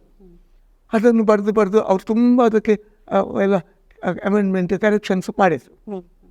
ಅದು 1994ರಲ್ಲಿ ಮುಂಬೈಯಲ್ಲಿ ಒಂದು ಕನ್ನಡ ಸಾಹಿತ್ಯ ಸಮ್ಮೇಳನದಲ್ಲಿ ಬಿಡುಗಡೆ ಆಯಿತು. ನಂದು ಅದು ಕೂಡ ಒಂದು ಪ್ರಶ್ನೆ ಇತ್ತು. ನಿಮ್ಮ ಕರ್ಮಭೂಮಿ ಮುಂಬೈ. ಹೌದು. ಮುಂಬೈಯಲ್ಲಿ ಇದ್ದುಕೊಂಡು ತಾಯ್ನೆಲದ ಬಗ್ಗೆ ನಿಮ್ಮ ಸಂಶೋಧನೆ ಅಂದರೆ ಯಾವ ರೀತಿ ಅದು ನಿಮಗೆ ಮಾಡಲಿಕ್ಕೆ ಸಾಧ್ಯ ಆಯಿತು? ಅಂದರೆ ಆಗಾಗ ಬರಬೇಕಾಗ್ತಿತ್ತ? ನೋಡಿ, ನಾನು ಎಲ್ಲಿ ಹುಟ್ಟಿದ್ರು ಎಲ್ಲಿ ಹೋದರೂ ನಾವು ತಾಯ್ನೆಲದ ಹುಟ್ಟಿದ ಊರಿನ ಆ ಮಮಕಾರ ಬಿಡುವುದಿಲ್ಲ. ನಮ್ಮ ತಾಯಿ ಸರಂಗಿನ ಇಡೀ ಹಿಡಿದು ಮೊಲೆ ಹಾಲು ಕುಡಿಸೋದುಂಟಲ್ಲ, ಆ ಋಣ ಯಾವಾಗಲೂ ಬಿಟ್ಟು ಹೋಗಲಿಲ್ಲ. ಇವತ್ತು ನಾನು ಉಣ್ಲಿಕ್ಕೆ ತಿನ್ನಲಿಕ್ಕೆ ತುಂಬ ಅನುಕೂಲದಲ್ಲಿದ್ದೇನೆ. ಹಾಗೆ 9 ಮಕ್ಕಳಲ್ಲಿ ಕಡೆಯ ಮಗನಾದ ನನ್ನನ್ನು ಅತ್ಯಂತ ಪ್ರೀತಿಯಿಂದ ಸಾಕಿದ್ದಾರೆ. ಆ ತಾಯಿಯನ್ನು ಮರೆಯಲಿಕ್ಕೆ ಸಾಧ್ಯ ಇಲ್ಲ. ಆದ್ದರಿಂದ ಆ ಮಮಕಾರವೇ ಕಾರಣ. ಖಂಡಿತ, ಬಹಳ ಒಳ್ಳೆಯ ಮಾತು. ನನಗೆ ಗೊತ್ತಿದ್ದ ಹಾಗೆ ನೀವು ಬಹುಭಾಷಾ ಪಂಡಿತರು. ಪ್ರತಿ ಈ ಭಾಷೆಗೂ ಅದರದ್ದೇ ಆದ ಒಂದು ಒಂದು ಸೌಂದರ್ಯ, ಒಂದು ಸೊಗಡಿದೆ. ಹೌದು. ತುಳು ಭಾಷೆಗೂ ಮತ್ತು ಬೇರೆ ಭಾಷೆಗೂ ಏನಾದರೂ ವ್ಯತ್ಯಾಸ ಇದೆ? ಯಾಕಂದರೆ ನಾನು ನೋಡಿದ ಹಾಗೆ ನಿಮಗೆ ತುಳುವಿನ ಮೇಲೆ ಸ್ವಲ್ಪ ಪ್ರೀತಿ ಜಾಸ್ತಿ. ಅಂದರೆ 2 ಪುಸ್ತಕ ತುಳುವಿನಲ್ಲಿ ಉಂಟು, ಮಾನೆಚ್ಚಿ ಮತ್ತು ಪೂಪೊತ್ತೋಳು. ಈಗ ಆಕಾಶವಾಣಿಯಲ್ಲಿ ಒಂದು ಪ್ರಕಟ ಆಗ್ತಾ ಉಂಟು ವಾರಕ್ಕೊಮ್ಮೆ, ಮಾನೆಚ್ಚಿ. ವಿಷಯ ಏನು ಅಂತ ಹೇಳಿದರೆ, ನೋಡಿ, ನಮ್ಮ ಮಾತೃಭಾಷೆ ಇದು ಮರ್ತೇ ಹೋಗೋದಿಲ್ಲ. ಆದರೆ ಭಾಷೆ ಕನ್ನಡದಲ್ಲಿ, ಅಂದರೆ ಕನ್ನಡ ಅಂತ ಹೇಳಿದರೆ ಹೆಚ್ಚಿನ ಭಾಷೆಗಳಿಗೆ ಸ್ಕ್ರಿಪ್ಟ್ ಇಲ್ಲ ಅನ್ನುವ, ಬೇರೆಯವರು ಅದನ್ನೇ ಅನುಸರಣೆ ಮಾಡುವುದು. ಹಾಗಾಗಿ ನಮಗೆ ಅನಿವಾರ್ಯವಾಗಿ ಅದನ್ನು ಒಪ್ಪಿಕೊಳ್ಳುವುದೇ ಗೊತ್ತಿಲ್ಲ. ಆದರೆ ನನಗೊಂದು ಮಮಕಾರ ಉಂಟು, ಅದರ ಮೇಲೆ ಪ್ರೀತಿ ಉಂಟು. ನಾನು ಎಲ್ಲಿ ಹೋದರೂ ತುಳುವಿನಲ್ಲಿ ಉದ್ದ ಭಾಷಣ ಮಾಡ್ತೇನೆ. ಉದ್ದ ಮೊನ್ನೆ ಬ್ಯಾಂಗ್ಳೂರಿಗೆ ಹೋದರೆ ಅಲ್ಲಿ ಕೂಡ ಒಂದು ದೈವಾರಾಧನೆ ಒಂದು ಕಮ್ಮಟ, ನಾನು ಒಬ್ಬರೇ ಮಾತುಗಾರ. ಅಲ್ಲಿ ಕೂಡ ತುಂಬ ಕನ್ನಡ ಮಾತಾಡಿ ತುಳು ಮಾತಾಡಿ ಯಾಕೆಂತ ಹೇಳಿದರೆ ನಮ್ಮ ದೈವಾರಾಧನೆ ಹುಟ್ಟಿಕೊಂಡದ್ದೇ ತುಳುವಿನ ಮೂಲದಲ್ಲಿ. ಆದ್ದರಿಂದ ಅದನ್ನು ನಾವು ಒಪ್ಪಿಕೊಳ್ಳಬೇಕು. ಹಾಗಾಗಿ ತುಂಬ ಒಲವು ತುಳುವಿನ ಮೇಲೆ ಉಂಟು. ಓಕೆ, ಅದೇ ತುಳು ಭಾಷೆಯನ್ನು ಸಂವಿಧಾನದ 8ನೇ ಪರಿಚ್ಛೇದಕ್ಕೆ ಸೇರಿಸುವ ಬಗ್ಗೆ ಬಹಳಷ್ಟು ಮಾತುಕತೆಗಳಾಗ್ತಿತ್ತು. ಅದರ ಬಗ್ಗೆ ನಿಮ್ಮ ಅಭಿಪ್ರಾಯ? ನೋಡಿ, ರಾಜಕೀಯವಾಗಿ ನಾವು ಪ್ರಬುದ್ಧರಲ್ಲ. ಒಮ್ಮೆ ಅಧಿಕಾರ ಓಟು ಗೆದ್ದು ಹೋದ ಕೂಡಲೇ ನಮ್ಮ MLAಗಳಾಗಲಿ MP-ಗಳಾಗಲಿ ಮಾನ್ಯ ಮಂತ್ರಿ ಮಹೋದಯರಾಗಲಿ ಅವರು ಕೋಳಿ ಕೆದಕುವುದು ತನ್ನ ಕಾಲ ಬುಡಕ್ಕೆ ಅಂತೇಳಿ ಒಂದು ಉಂಟು. ಅವರು ಎಷ್ಟು ಕೋಟಿಗಟ್ಟಲೆ ಮಾಡಬೇಕಂತ ಅವರೇ ಆಲೋಚನೆ ಮಾಡುವುದು. ಇದು ಬಹಳ ಒಂದು ನಾಚಿಕೆಯ ಕೆಲಸ. ನಾವು ಇಡೀ ತುಳುವರು ನಾವು ನಾಚಿಕೆ ಪಡಬೇಕು. ಯಾಕಂತ ಹೇಳಿದರೆ ಪಂಚದ್ರಾವಿಡ ಭಾಷೆಯಲ್ಲಿ ತುಳು ಒಂದು. ಅದು ಎಲ್ಲ ಭಾಷೆಗಳು ಇವತ್ತು ಅದನ್ನು ಗುರುತಿಸಲ್ಪಟ್ಟಿದೆ. ಬೇಕಷ್ಟು ಸರ್ಕಾರದ ಅನುದಾನ ಕೂಡ ಬರ್ತಾ ಉಂಟು. ಆದರೆ ನಾನು ಒಂದು 4 ವರ್ಷದ ಮೊದಲು ನನಗೆ ತುಳುವಿನಲ್ಲಿ ಜಯಕರ್ ಶೆಟ್ಟರ ಒಂದು ಮೆಹರ್ಬಾನಿಯಲ್ಲಿ ತುಳು ನಾಟಕೋತ್ಸವದಲ್ಲಿ ನನಗೆ ಮಾನ್ಯ ಮಹನೀಯರಲ್ಲಿ ಇರುವಾಗ ನನಗೊಂದು ಸನ್ಮಾನ ಮಾಡಿದರು. ನಾನು ಹೇಳಿದೆ, ತುಳುವಿಗೆ ಮಾನ್ಯತೆ ಇಲ್ಲ, ರಾಷ್ಟ್ರಭಾಷೆ ಒಂದು ರಾಜ್ಯ ಭಾಷೆಯಾಗಿ ಸ್ವೀಕಾರ ಆಗಲಿಲ್ಲ. ಅದರ ಅರ್ಥ ಎಂಥದ್ದು? ಇಷ್ಟು ದೊಡ್ಡ ಯೂನಿವರ್ಸಿಟಿ ಉಂಟು, ಮಣಿಪಾಲದಂಥವ್ರು ಉಂಟು, ಮ್ಯಾಂಗ್ಳೂರು ಯೂನಿವರ್ಸಿಟಿ ಉಂಟು. ಅಷ್ಟು ಇರುವಾಗ ತುಳುವಿಗೊಂದು ಮಾನ್ಯತೆ ಇಲ್ಲ. ನಮ್ಮ ಒಂದಲ್ಲಿ ಆ ಒಂದು ಕರ್ತೃತ್ವ ಶಕ್ತಿ ಇಲ್ಲ. ನಾವು ಮಾಡಬೇಕು ಅನ್ನುವಂಥ ಒಂದು ಇಚ್ಛಾಶಕ್ತಿ ಬೇಕಲ್ಲ. ಇಚ್ಛಾಶಕ್ತಿಯ ಕೊರತೆಯೇ ನಾವು ಇವತ್ತು ಈ ಸ್ಥಿತಿಯಲ್ಲಿದ್ದೇವೆ. ಎಲ್ಲ ಹೋಗ್ತಾರೆ 4 ದಿವಸಕ್ಕೆ ಅಸೆಂಬ್ಲಿಯಲ್ಲಿ, ಲೋಕಸಭೆಯಲ್ಲಿ ಮಾತಾಡ್ತಾರೆ. ಏನು ಒಂದು ಪತ್ರಿಕೆಯಲ್ಲಿ ಬರಲಿಕ್ಕೆ ಮಾತ್ರ. ಎಲ್ಲ ಬೂಟಾಟಿಗೆ. ಅವರು ಪ್ರಾಮಾಣಿಕವಾಗಿ ತುಳುವಿನ ಸೇವೆ ಮಾಡ್ತಾ ಇಲ್ಲ. ಅದರಿಂದ ಕೆಲವರು ಓದಲಿದ್ದರು ಅದರಲ್ಲಿ. ಆ ಕಾರಣಕ್ಕಾಗಿ ಭಾಷೆ ಅನ್ನೋದು ಒಂದು ಜಾಗದ, ಒಂದು ನೆಲದ, ಒಂದು ನೆಲವನ್ನು, ಅದರ ಸಂಸ್ಕೃತಿಯನ್ನು ಪ್ರತಿಬಿಂಬಿಸ್ತದೆ ಅಥವಾ ಒಂದು ಪ್ರತಿನಿಧಿ. ಹೌದು. ಆ ನಿಟ್ಟಿನಲ್ಲಿ ತುಳು ಒಂದು ರೀತಿಯಲ್ಲಿ ಶ್ರೀಮಂತವಾದ ಭಾಷೆ. ಖಂಡಿತ. ಅದರ ಬಗ್ಗೆ ನಿಮ್ಮ ಅಭಿಪ್ರಾಯ? ನಾನು ಇವತ್ತಿಗೆ ಹೇಳ್ತೇನೆ, ತುಳುವಿನ ಮೇಲೆ ನನಗೆ ಅತ್ಯಂತ ಗೌರವಾನ್ವಿತವಾದಂಥ ಭಾವನೆ ಇದೆ. ನನ್ನ 2 ಪುಸ್ತಕ ಬರೆದಿದ್ದೇನೆ. ನಾನು ಎಲ್ಲಿ ಹೋದರೂ ತುಳು ಮಾತಾಡ್ತೇನೆ, ತುಳುವನ್ನು ಸಮರ್ಥಿಸ್ತೇನೆ. ನನಗೆ ಯಾರು ತುಳುವಿನ ಬಗ್ಗೆ ಮಾತಾಡಿದರೆ ಒಳ್ಳೆಯದು ಕಾಣಿಸೋದಿಲ್ಲ. ವಿಮರ್ಶೆ ಅಂದರೆ ಸ್ವಲ್ಪ ತುಚ್ಛೀಕರಣದ ಮಾತಾಡೋದು. ಅದಕ್ಕೊಂದು ಯಾರು ಹೇಳೋದು ನಿಮಗೆ? ಯಾರು ಹೇಳೋದು? ಬ್ರಾಹ್ಮಣರು 3,500 ವರ್ಷ ಮೊದಲಿಂದ ವೈದಿಕರು ಇಲ್ಲಿ ಬಂದರು. ಕಡೆಗೆ ಅನಿವಾರ್ಯವಾಗಿ ಅವರು ತುಳುವನ್ನು ಕಲಿಬೇಕಾಯಿತು. ಅವು ಬೋತ್ರಿ, ಒಂದು ಬೋರ್ಡು, ಆಕಳು, ಮೋಕಳು ನಮ್ಮ ತುಳುವನ್ನೇ ಹಿಡಿದು ಅದಕ್ಕೆ ಸ್ವಲ್ಪ ಅವರು ಅಮೆಂಡ್ಮೆಂಟ್ ಮಾಡಿಕೊಂಡು ಮಾತಾಡಿದರು. UP ಉಪಾಧ್ಯಾಯವರವರು ತುಳು ದೊಡ್ಡ ತುಳು ಡಿಕ್ಷನರಿ ಶಬ್ದಕೋಶ ಪಡೆದರು. ಅದರಲ್ಲಿ ಅವರು ಹೆಚ್ಚಾಗಿ ಬ್ರಾಹ್ಮಣ ಭಾಷೆಯನ್ನು ಉಪಯೋಗ ಮಾಡಿದ್ದಾರೆ. ಆವಾಗ ಅದನ್ನು ಪ್ರಶ್ನೆ ಮಾಡುವವರು ಯಾರು ಇಲ್ಲ, ಯಾಕೆಂದರೆ ಅವರು ದೊಡ್ಡ ಪಂಡಿತರು ಆದರು. ಆದರೆ ಬ್ರಾಹ್ಮಣರು ಸಂವಹನ ಭಾಷೆಯಾಗಿ ನಮ್ಮ ಜನರೊಟ್ಟಿಗೆ ಮಾತಾಡಲಿಕ್ಕೆ ತುಳುವನ್ನೇ ಅವರು ಕಲಿತು ಮಾತಾಡಿದ್ದಾರೆ. ಕೊಂಕಣರು ಮಾತಾಡ್ತಾರೆ, ಕ್ರಿಶ್ಚಿಯನ್ಸ್ ಮಾತಾಡ್ತಾರೆ, ಮುಸ್ಲಿಮರು ಮಾತಾಡ್ತಾರೆ. ಬ್ಯಾರಿ ಭಾಷೆ ಅರ್ಧ ತುಳು, ಅರ್ಧ ಬ್ಯಾರಿ ಭಾಷೆ. ತುಳುವಿಗೆ ಅದರದೇ ಆದಂಥ ಒಂದು ರಿಚ್ನೆಸ್ ಖಂಡಿತ ಉಂಟು, ಶ್ರೀಮಂತಿಕೆ. ಹೌದು. ಹಾಗೆ ನೀವು ಸಾಂಪ್ರದಾಯಿಕ ಆಚರಣೆಗಳ ಬಗ್ಗೆ ಕೂಡ ತುಂಬ ಬರೆದಿದ್ದೀರಿ. ಅಧ್ಯಾತ್ಮ ಮತ್ತು ವಿಜ್ಞಾನ ಒಟ್ಟೊಟ್ಟಿಗೆ ಹೋಗ್ತದೆ. ಈಗ ಸಾಂಪ್ರದಾಯಿಕ ಆಚರಣೆಗಳೆಲ್ಲ ನಾವು ನೋಡಿದ ಹಾಗೆ ಅದಕ್ಕೊಂದು ವೈಜ್ಞಾನಿಕ ಹಿನ್ನೆಲೆ ಇದ್ದೇ ಇದೆ. ಖಂಡಿತ. ಅದನ್ನು ಇನ್ನು ನಾವು ಮುಂದಿನ ಪೀಳಿಗೆಗೆ ಅವರಿಗೆ ಹೇಗೆ ಮನದಟ್ಟು ಮಾಡಿಕೊಡುವಂಥದ್ದು? ನಾನು ನೀವು ಹೇಳಿದ ಉದ್ದೇಶದಲ್ಲಿ ಬರೀಲಿಲ್ಲ, ಸಾಂಪ್ರದಾಯಿಕ ಆಚರಣೆಯನ್ನು ಹೇಳುವ. ನನ್ನ ತುಳು ಜಾನಪದ ಆಚರಣೆ 12 ಸಲ ಮರುಮುದ್ರಣ ಆಯಿತು. ತುಳು ಜಾನಪದ ಆಚರಣೆ ಅದರಲ್ಲಿ ಮಗುವನ್ನು ತೊಟ್ಟಿಲಿಗೆ ಹಾಕೋಸು, ಮಗು ದೊಡ್ಡದಾದ ಕೂಡಲೇ ಲಾಲನೆ ಪಾಲನೆ, ಪ್ರಾಯಕ್ಕೆ ಬಂದ ಕಡೆ ನಮ್ಮ ತುಳುನಾಡಿನಲ್ಲಿ ಕೂಡು ಕುಟುಂಬದ ಪದ್ಧತಿ. ನಾವು ಪಂಚವರ್ಣದ ನಾಗನಡೆಯ ಪುಣ್ಯಭೂಮಿ ಅಂತ ಹೇಳ್ತೇವೆ ತುಳುನಾಡನ್ನು. ತೆಂಕಟ ಕಾಸರಗೋಡಿನಿಂದ ಬೆಳಗಾವ ಅಂಕೋಲದವರೆಗೆ, ಕಡಲ ತಟಿಯಿಂದ ಪಶ್ಚಿಮ ಘಟ್ಟದ ಬುಡದವರೆಗೆ ಇದು ಅಖಂಡ ತುಳುನಾಡು. ಒಂದು ಕಾಲದಲ್ಲಿ ಮೆರೆದಾಡಿಕೊಂಡಿತ್ತು. ಈಗೆಲ್ಲ ಸಾಂಸ್ಕೃತಿಕವಾಗಿ ಸ್ವಲ್ಪ ಕುಗ್ತಾ ಬಂದಿದೆ. ಅಲ್ಲಿ ಕೇರಳದವರು ಬಂದರು, ಅಲ್ಲಿ ಮಂಗಳೂರಿನವರೆಗೆ ಬಂತು, ಅಲ್ಲಿಂದ ಬಂದರು ಬೇರೆ ಬೇರೆ ಭಾಷೆಯವರು ಒತ್ತುವರಿ ಆಗ್ತಾ ಉಂಟು. ಅದಲ್ಲ, ಈ ತುಳುನಾಡಿನಲ್ಲಿ ನಮ್ಮಲ್ಲಿ ನೋಡಿ, ಹೆಣ್ಣು ಮಗಳಿಗೆ ಅತೀವ ಅನ್ನೊಂದು ಗೌರವ. ನಾವು 10, 50, 60, 80 ಜನ ಒಂದು ಕೂಡು ಕುಟುಂಬದಲ್ಲಿ ಒಂದು ಕೊಡಿಯಡಿಯಲ್ಲಿ ಬದುಕದ ಇದ್ದಂಥ ಒಂದು ಕಾಲ ಇತ್ತು. ಕೃಷಿ ಪ್ರಧಾನವಾದಂಥ ಪ್ರದೇಶ ಇದು. ನಮಗೆ ಗದ್ದೆಯಲ್ಲಿ ಬೆಳೆಯುವಂಥ ಭತ್ತ, ಅಕ್ಕಿ, ಅದೇ ದವಸ ಧಾನ್ಯ, ಸಮುದ್ರದಲ್ಲಿ ಸಿಕ್ಕುವಂಥ ಮತ್ಸ್ಯ ಸಂಪತ್ತು, ಮೀನು, ಅದೇ ರೀತಿಯಲ್ಲಿ ಕಾಡು ಉತ್ಪತ್ತಿ, ಇದು ಮೂರನೇ ಬಿಟ್ಟರೆ ನಮಗೆ ಬೇರೆ ಆಶ್ರಯ ಇಲ್ಲ. ಅದಕ್ಕಾಗಿ ಆ ಕಾಲದಲ್ಲಿ ಯಾವುದೇ ಹೊರಗೆ ಹೋಗುವ ವ್ಯವಸ್ಥೆ ಇಲ್ಲ. ಎಲ್ಲರೂ ಇಲ್ಲಿಯೇ ದುಡಿತಾ ಇದ್ದರು, ಉಣ್ತಾಯಿದ್ರು. ಕೂಡು ಕುಟುಂಬಕ್ಕೋದು ನೀತಿ ಇತ್ತು. ಅಂದರೆ ಮನೆಯ ಒಳಗೆ ಹೆಣ್ಣು ಮಗಳು, ಮನೆಯ ಹಿರಿಯ ಹೆಣ್ಣು ಮಗಳು ಅಲ್ಲಿ ಗುರುಕಾರ್ತಿಯಾದರೆ ಹೊರಗೆ ಗುರುಕಾರ್ಮೆಯ ಪಟ್ಟ, ತಲೆಗೆ ಮುಂಡಾಸು ಕೊಟ್ಟುಕೊಂಡು ಗಂಡು ಮಗ. ಹೀಗೆ ಒಳ್ಳೆಯ ರೀತಿಯ ಗೌರವಾನ್ವಿತವಾದ ಸಂಸಾರ. ತುಳು ಜಾನಪದದಲ್ಲಿ ನಾನು ಆ ಹೆಣ್ಣು ಮಗಳು ದೊಡ್ಡದಾದ ಕೂಡಲೇ ಗಂಡು ನೋಡುವುದು, ಈ ಗಂಡಿಗೆ ಹೆಣ್ಣು ನೋಡುವುದು, ಹೆಣ್ಣಿಗೆ ಗಂಡು ನೋಡುವುದು, ಮದುವೆಯ ನಿಶ್ಚಿತಾರ್ಥ ಇವತ್ತೆಲ್ಲ ದೊಡ್ಡ ದೊಡ್ಡ ಹೋಟೆಲ್ನಲ್ಲಿ ಆಗ್ತದೆ. ಆ ಕಾಲದಲ್ಲಿ ಹಾಗಲ್ಲ. ಚೌಕದಲ್ಲಿ ಕುಳಿತುಕೊಂಡು ಯಜಮಾನರು ಕುಳಿತುಕೊಂಡು ಈ ಎಲ್ಲ ಮಾತುಕತೆ ಆಡಿ ಅವರ ಕುಲಗೋತ್ರ. ನಮ್ಮಲ್ಲಿ ಬರಿ ಅಂತ ಹೇಳ್ತೇವೆ, ಬಲಿ ಏನಂತ ಅಂದರೆ ಕೋಟ್ಯಾನ ಮೂಲ, ಅಮೀನ ಮೂಲ, ಸಾಲಿಯಾನ ಮೂಲ, ಕುಕ್ಯಾನ ಮೂಲ, ಹೀಗೆ ಅದೆಲ್ಲ ತಪ್ಪು ಬೇಕಂತೇಳಿ ಅಂದರು. ಆವಾಗ ಯಜಮಾನರು ವಿಳ್ಯ ಹಿಡ್ಕೊಂಡು ಹುಡುಗಿಯ ಸೋದರ ಮಾವ, ಹುಡುಗನ ಸೋದರ ಮಾವ ಕುಡಿದು ನಿಂತು 5 ವಿಳ್ಯ, 1 ಅಡಿಕೆ ಹಿಡಿದು, ಅದೆಲ್ಲ ವ್ಯವಸ್ಥೆ ಉಂಟು. ಅದಕ್ಕೆ ಅದು ಗೌರವಾನ್ವಿತವಾಗಿ. ಆದರೆ ಕೆಮ್ಮನೆಯ ನಾನು ಒಬ್ಬ ಬಿಲ್ಲವನಾಗಿ ಹೇಳೋದಿದ್ದರೆ ನಮ್ಮ ಆರಾಧ್ಯ ದೇವರನ್ನು ಸ್ಮರಣೆ ಮಾಡಿಕೊಂಡು ಅವರ ಸಾಕ್ಷಿಯಾಗಿ ನಾವು ಹೆಣ್ಣನ್ನು ಕೊಡಲಿಕ್ಕೆ ತಪ್ಪುವುದಿಲ್ಲ, ಅವರು ಗಂಡಿಗೆ ಹೆಣ್ಣನ್ನು ಕೊಂಡೋಗಲಿಕ್ಕೆ ತಪ್ಪುವುದಿಲ್ಲ.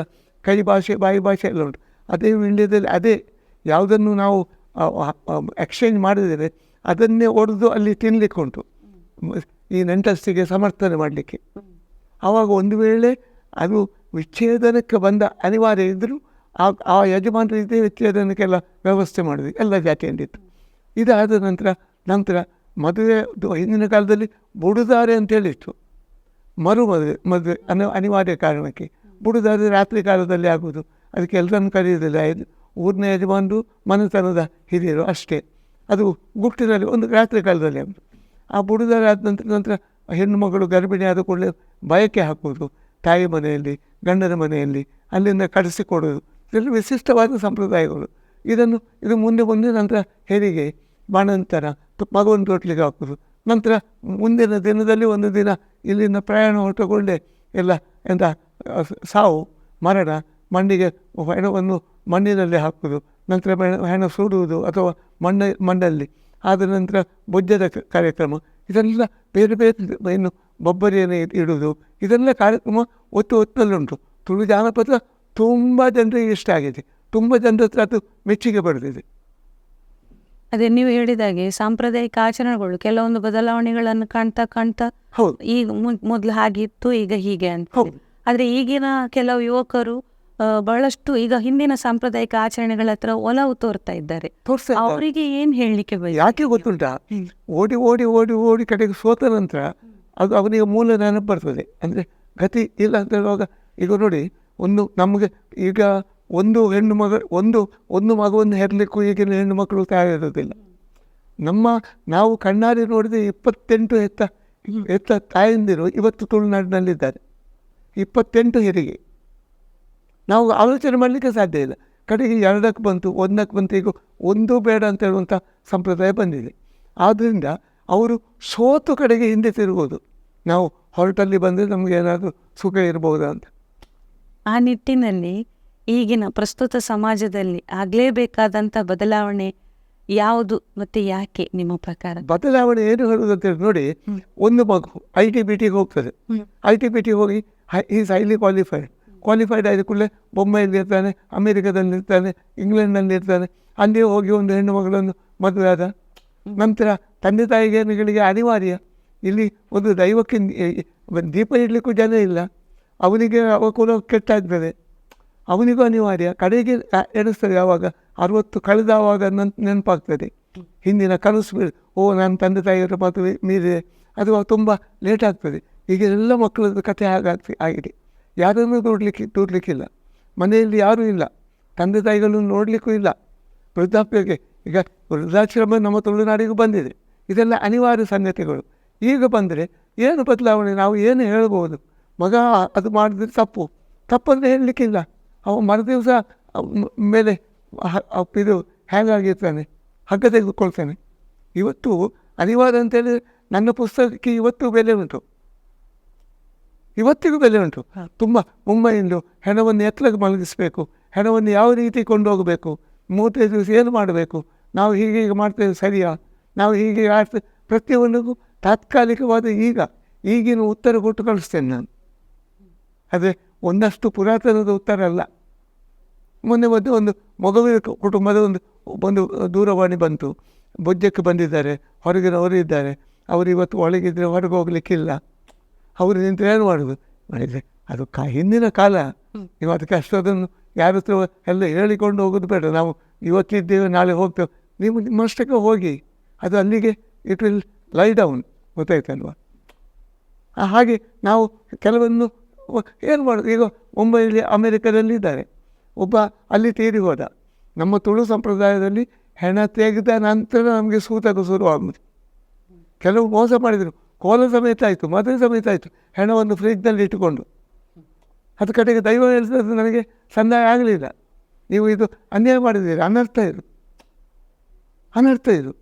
ಅಂದರೆ ಒಂದು ಹೆಣ ಇಟ್ಟುಕೊಂಡು ಪೂಜೆ ಮಾಡುವ ಕ್ರಮ ಇಲ್ಲ. ಅಂದರೆ ಹಿರಿಯರು ಹೇಳಿದ್ದು ಕೇಳೋದಿಲ್ಲ. ಈಗೆಲ್ಲ ಹಣ ತೆಗೆದುಕೊಂಡು ಅಡ್ವೈಸ್ ಮಾಡುವ ತುಂಬ ಗುರಿಕಾರರಿದ್ದಾರೆ. ಅದೊಂದು ಅನರ್ಥ, ಸಾಮಾಜಿಕವಾದಂಥ ಒಂದು ಘೋರ ದುರಂತ. ಏನು ಮಾಡಲಿಕ್ಕೆ ಇಲ್ಲ. ಮೊದಲೆಲ್ಲ ಹಾಗೆ ಇತ್ತು, ಒಂದು ಕ್ರಮ ಇತ್ತು. ಇಲ್ಲಿ ಈಗ ಗುರ್ಕಾರದೆಲ್ಲ ನೀರಾಗಿದ್ದಾರೆ. ಎಲ್ಲ ಹೆಚ್ಚಿನವರು ನಮ್ಮ ಹತ್ರ ಬರ್ತಾರೆ ಕೇಳಲಿಕ್ಕೆ, ಏನು ಮಾಡಬೇಕು ಅಂತ. ಬಹಳಷ್ಟು ಅಧ್ಯಯನಗಳನ್ನು ಮಾಡಿದ್ದೀರಿ. ಅದು ಅಷ್ಟು ಮಾತ್ರ ಅಲ್ಲ, ಬೇರೆ ಬೇರೆ ಕ್ಷೇತ್ರದಲ್ಲಿರುವ ಬೇರೆ ಬೇರೆ ಕಲಾವಿದರನ್ನು ಗುರುತಿಸಿ ಅವರನ್ನು ನಿಮ್ಮದೇ ಹೆಸರಿನಲ್ಲಿ ಒಂದು ಪ್ರಶಸ್ತಿ ಕೊಡುವಂಥ ಕಾರ್ಯಕ್ರಮವನ್ನು ಬಹಳಷ್ಟು ವರ್ಷಗಳಿಂದ ಮಾಡ್ತಾ ಇದ್ದೀವಿ. ಅದರ ಬಗ್ಗೆ ಒಂದಷ್ಟು ಹೇಳಿ ಸರ್. ನಾನು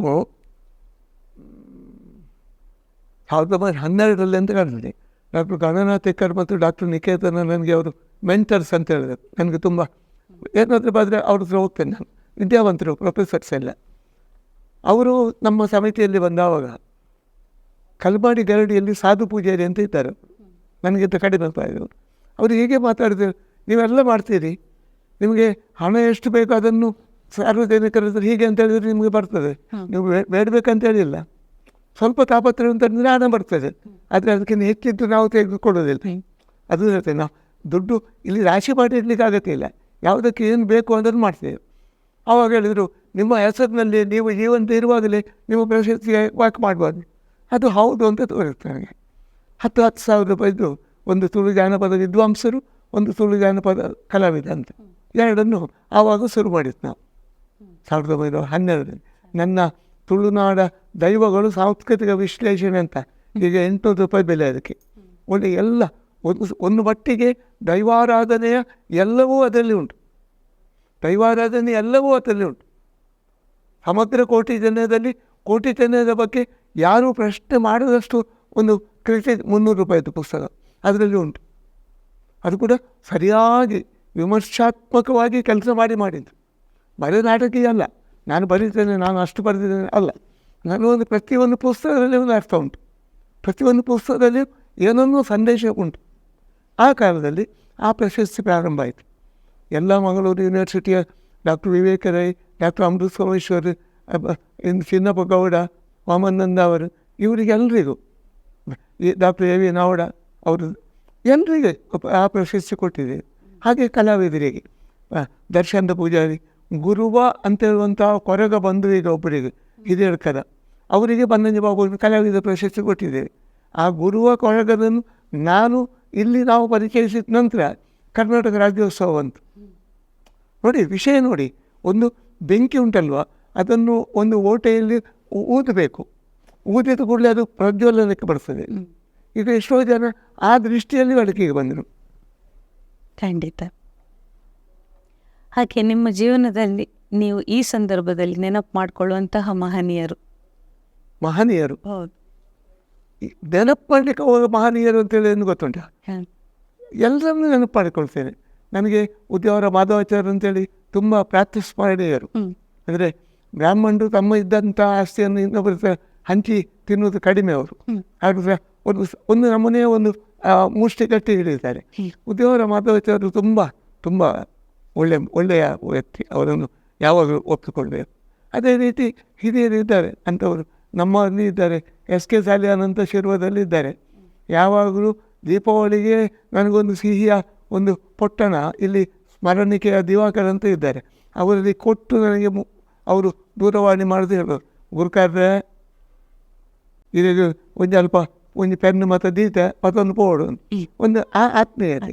ಕನ್ನಡ ಪಾಡಿಯ ಭಾಸ್ಕರ್ ಸ್ವಾಮಿ ಅಂತ ಯುವವಾಹಿನಿಯ ಒಂದು ಕಾಲದ ಅಧ್ಯಕ್ಷರು ಎಲ್ಲ ರಂಗದಲ್ಲಿದ್ದಾರೆ. ಅವರು ನಡೆದು ತಮಗೆ ಗೊತ್ತಿರಬೇಕು, ಯುವವಾಹಿನಿ ಎಲ್ಲ ಸೇರ್ಪಡೆಯಿಂದ ಬನ್ನಂಜಿ ಬಾಬುವಿನ ಅಭಿನಂದನಾ ಸಮಿತಿಯೊಂದು ಹುಟ್ಟಿಕೊಂಡಿದೆ. 80ರ ಅಭಿನಂದನಾ ಸಮಿತಿ. ಅಲ್ಲಿದ್ದವರು ಮಾನ್ಯ ರಘುನಾಥ್ ಬಾಬೆಂದ್ರವರು, ಇವರೆಲ್ಲ ಏನು ನನ್ನ ಅಣ್ಣನ ಮಕ್ಕಳು ಇದ್ದಾರೆ, ಮುಂಬೈಯಲ್ಲಿದ್ದಾಳೆ ಪುಷ್ಪ ಯದಾನಂದ ಬಂಜರ್ ಅಂತ ಇದ್ದಾರೆ. ಅಷ್ಟು ಮಾತ್ರವಲ್ಲಿ ಇಲ್ಲಿ ಕೂಡ ತುಂಬ ಬಂಧುಗಳು, ನನ್ನ ಮೊಮ್ಮಕ್ಕಳು ಅಲ್ಲಿ ಹೋಗುವಾಗ ಇಲ್ಲಿ ಹೋಗುವಾಗ ನನಗೆ ಸ್ವಲ್ಪ ಮರೆವು ಶುರುವಾಗಿದೆ. ಸ್ವಲ್ಪ ಮರೆವಿನ ದಿಸೆಯಿಂದ ಮತ್ತು ಸ್ವಾಭಾವಿಕ. ಆವಾಗ ಎಷ್ಟು ಜನರನ್ನು ಹೇಳಬೇಕು. ಈಗ ನಿಮ್ಮ ಯಜಮಾನರು ಕೂಡ ನನಗೆ ತುಂಬ ಆತ್ಮೀಯರೇ. ಕಿರಣ್ ಕುಮಾರ್ ಇವತ್ತು ನಾವು ದೂರ ಇರ್ಬೋದು, ಅವರ ಕಸುಬಿನಲ್ಲಿ ಅವರಿದ್ದಾರೆ, ನಮ್ಮ ಕಸುಬಿನಲ್ಲಿ ಅದು ನಾವೊಂದು ಹೊತ್ತಿನಲ್ಲಿ ತುಂಬ ಒಟ್ಟಾಗಿತ್ತು. ಅದೇ ನಿಮ್ಮ ಮಾತಿನಲ್ಲಿ ಆ ಖುಷಿ ಕಾಣ್ತದೆ, ಎದ್ದು ಕಾಣ್ತದೆ. ಆ ರೀತಿ ಹೇಳುವಾಗ ನೋಡುವಾಗ ನಿಮ್ಮ ಬದುಕಿನಲ್ಲಿ ನಿಮ್ಮ ಸಾಧನೆ ಬಗ್ಗೆ ನಿಮಗೆ ತೃಪ್ತಿ ಇದೆಯಾ? ಖಂಡಿತ. ಯಾಕೆ ಅಂತ ಹೇಳಿದರೆ, ಒಂದು ದಿವಸ ಇಲ್ಲಿ ಕಾಲಕರ್ಮೇಣ ಕರ್ತವ್ಯಂ ಕ್ಷೀಣಮಾಯುವುದೇನೇ ದಿನೇ, ಒಂದು ದಿವಸ ಇಲ್ಲಿಂದ ನಾವು ಬ್ಯಾಗ್ ಬೆಡ್ಡಿಂಗ್ ಕೂಡ ಹಿಡಿದುಕೊಂಡು ಹೋಗಲಿಕ್ಕೆ ಬಿಡುವುದಿಲ್ಲ. ಮೊದಲಿನ ಕಾಲದಲ್ಲಿ ಪಟ್ಟೆ ಪೀತಾಂಬರ ಎಲ್ಲ ಓದಿಸ್ತಿದ್ರು. ಅಲ್ಲಿ ಸ್ಮಶಾನ ಕೂಡಲೇ ವನಜಕ್ಕ ಅಂತ ಇರ್ತಾರೆ ಅಲ್ಲಿ ಮುಖ್ಯಸ್ಥರು ಸ್ಮಶಾನದಲ್ಲಿ, ಅವರು ಎಲ್ಲವನ್ನು ಎತ್ತಿ ಬಿಸಾಡಿ ಬಿಡ್ತಾರೆ, ಅದು ಬೆಂಕಿ ಹಿಡಿಯುವುದಿಲ್ಲ ಅಂತ. ಅದರಿಂದ ನಾವು ಏನನ್ನು ಹಿಡ್ಕೊಳ್ತೇವೆ. ಇಲ್ಲಿ ನಾವು ಏನು ಒಳ್ಳೆಯದು ಮಾಡಿದ್ದನ್ನು ಕೆಟ್ಟದ್ದು ಮಾಡಿದ್ದನ್ನು, ಒಳ್ಳೆಯದು ಮತ್ತು ಕೆಟ್ಟದ್ದು, ಆ ಎರಡನ್ನು ನಾವು ಅದು ಇಲ್ಲಿ ಉಳಿದು ಹೋಗ್ತದೆ. ಅದು ನಮಗೆ ನೋಡಿ 22 ಪುಸ್ತಕ, ಈಗ 2 ಪುಸ್ತಕಗಳು ಹಚ್ಚಿನ ಮನೆಯಲ್ಲಿ ಉಂಟು. ತುಳುನಾಡಿನ ಸುತ್ತಮುತ್ತ ಮತ್ತು ಗರಡಿ ಒಂದು ಚಿಂತನೆ ಒಂದು 2ನೇ ಭಾಗ. ಅದು ನನ್ನ 22 ಪುಸ್ತಕಗಳು ನನ್ನ ಬಗ್ಗೆ ಶಾಶ್ವತವಾಗಿ ಎಲ್ಲಿವರೆಗೂ ಒಂದು ಲೈಬ್ರರಿ ಉಂಟು ಅಲ್ಲಿ ಒಂದು ಪುಸ್ತಕ ನಂದು ಇರ್ತದೆ. ಇದೇ ಅಲ್ವ ಆಸ್ತಿ. ಯಾವ ಆಸ್ತಿಯು ಯಾವ ಭೂಮಿಯು ಕೋಟಿಗಟ್ಟಲೆ ನೋಡಿ, ಕೋಟಿಯ ರಥ ಕೊಟ್ಟವರು ಪುತ್ತೂರಿನಲ್ಲೆಲ್ಲ ಇದ್ರು, ಬೇರೆ ಬೇರೆ. ಇಲ್ಲಿಯ ನಮ್ಮ ಮಾನೀಯರು ಹೊರದೇಶಕ್ಕೆ ಹೋಗಿ ಬೇಕಷ್ಟು ಅದು ಕೆಲವು ಸಂದಿಗ್ಧದಲ್ಲಿ ಅವರು ಏನೋ ಗೌರವ ಇಲ್ಲದೆ ಹೋಗ್ತದೆ. ಹಾಗಿದ್ರೆ ನಾನು ಅಭಿಮಾನ ಪಡಬೇಕಲ್ಲ. ನಾನು ಕಳೆದ ಅಂದರೂ ನನಗೆ ಖಂಡಿತ ಧೈರ್ಯ ಉಂಟು, ನನ್ನ ಕೃತಿಗಳು ನನ್ನ ಹೆಸರು ಹೇಳ್ತಾರೆ. ಖಂಡಿತ ಪೂರ್ಣ ತೃಪ್ತಿ, ನನಗೆ ಪರಿಪೂರ್ಣ ತೃಪ್ತಿ. ಹೌದು. ನಿಮ್ಮದು ನೀವೇ ಹೇಳಿದ್ರಿ 22 ಪುಸ್ತಕಗಳ ಬರೆದು ಪ್ರಕಟಣೆ, ಇನ್ನೂ 2 ಪುಸ್ತಕ ಪ್ರಕಟಣೆ, 20 ಕೂಡಿಸು 2. ಆ ಬರವಣಿಗೆ ಮೂಲಕ ಮತ್ತು ಭಾಳಷ್ಟು ಕಡೆಗಳಲ್ಲಿ ನಿಮ್ಮ ಮಾತಿನ ಮೂಲಕ ನಿಮಗೆ ಏನು ಹೇಳಬೇಕಿತ್ತು ಅದನ್ನೆಲ್ಲ ಹೇಳ್ತಾ ಬಂದಿದ್ರಿ. ಹಾಗೆ ಸರ್, ಈ ಬ್ರಹ್ಮ ಬೈದರ್ಕಳ ಸಾಂಸ್ಕೃತಿಕ ಅಧ್ಯಯನ ಪ್ರತಿಷ್ಠಾನ ಮತ್ತು ಕೆಮ್ಮಲಜೆ ಜಾನಪದ ಪ್ರಕಾಶನ ಸಂಸ್ಥೆ, ಈ 2 ಸಂಸ್ಥೆಗಳನ್ನು ಹುಟ್ಟು ಹಾಕುವಲ್ಲಿ ಕಾರಣವಾದ ಅಂಶಗಳು ಯಾವುವು? ನಾನು ಕೋಟಿ ಚೆನ್ನೈ ಬರೆದೆ ಅಂತ ಹೇಳಿದಲ್ವ, ಆವಾಗ ಇಡೀ ತುಳುನಾಡಿನಲ್ಲಿ ಎಷ್ಟು ಗರಡಿಗಳು ಇದ್ದಾವೆ ಅನ್ನುವಂಥ ಒಂದು ಸಂದಿಗ್ಧತೆ ನನ್ನಲ್ಲಿ ಬಂತು. ಅದಕ್ಕಾಗಿ ನನ್ನಿಂದಾಗಲೇ ಅದು ಹುಟ್ಟಿಕೊಂಡದ್ದು. ನಮ್ಮ ಬನ್ನಂಜೇರಿಯವರು ಶಿವರಾಮಣ್ಣ ಅಂತ ಇದ್ದರು. ಕಡೆಗೆ ಪ್ರೊಫೆಸರ್ ಮೋಹನ್ ಕೋಟೆ ಅಂತ ನಮ್ಮೊಟ್ಟಿಗೆ ಸೇರಿದರು. ಯು ನಾರಾಯಣ್ ಮುಂಬೈಯಲ್ಲಿರುವಾಗ ಈ ಹುಚ್ಚು ಮುಂಬೈಯಲ್ಲಿರುವಾಗ ಶುರುವಾದದ್ದು. ಆವಾಗ ಉಮೇಶ್ ಅನಿಲ್ ಅಂತ ಒಬ್ಬರು ಸ್ವಲ್ಪ ಇಂಡಸ್ಟ್ರಿಯಲಿಸ್ಟ್, ಸ್ವಲ್ಪ ದುಡ್ಡು ಕೊಡುವವರು ಬೇಕಲ್ಲ. ಹಾಗೆ ನಾನು ಮುಂಬೈಯಲ್ಲಿ ಇದ್ದುಕೊಂಡು ಒಂದು ಕ್ವಶನ್ ಕಳಿಸಿ, ಎಲ್ಲೆಲ್ಲಿ ಗರಡಿ ಉಂಟು, ಗರಡಿ ಪೂಜಾರಿ ಯಾರು, ಗರಡಿಗೆ ಆಸ್ತಿ ಉಂಟಾ, ಗರಡಿಯನ್ನು ಯಾರು ನಡೆಸ್ತಾರೆ, ವಾರ್ಷಿಕವಾಗಿ ನಡೆಯುವಂಥ ಒಂದು ನೇಮ ಇತ್ಯಾದಿಯನ್ನು ಏನು ನಡೀತದೆ, ಇದೆಲ್ಲ ಒಂದು ಕ್ವಶನರ್ ಮಾಡಿ ಅಲ್ಲಿಂದ ನನ್ನ ಆತ್ಮೀಯರಾದ ಒಂದು 10 ಜನ ಯುವಜನರಿಗೆ ಕಳಿಸಿಕೊಟ್ಟೆ. ಅವರು ಎಲ್ಲೆಲ್ಲಿ ಹೋಗಿ ಸುಳ್ಯಪುತ್ತೂರಿನವರೆಗೆ ಹೋಗಿ ಕಾರ್ಕಳ, ಮೂಡಬಿದ್ರಿ, ಕುಂದಾಪುರ, ಅಲ್ಲಿ ಬೈನ್ನೂರು, ಆ ಕಡೆ ಎಲ್ಲವನ್ನು ತಂದರು. ಅದನ್ನು ನನಗೆ ಪೋಸ್ಟಲ್ಲಿ ಬರ್ತಾ ಇರೋದು. ನಾನು ನನ್ನ ಉಳಿದ ಸಮಯದಲ್ಲಿ 11-12 ಗಂಟೆ ನಾವು ಚಾರ್ಲ್ಸ್ನಲ್ಲಿ ಬದುಕ್ತಾ ಇತ್ತಲ್ಲಿ.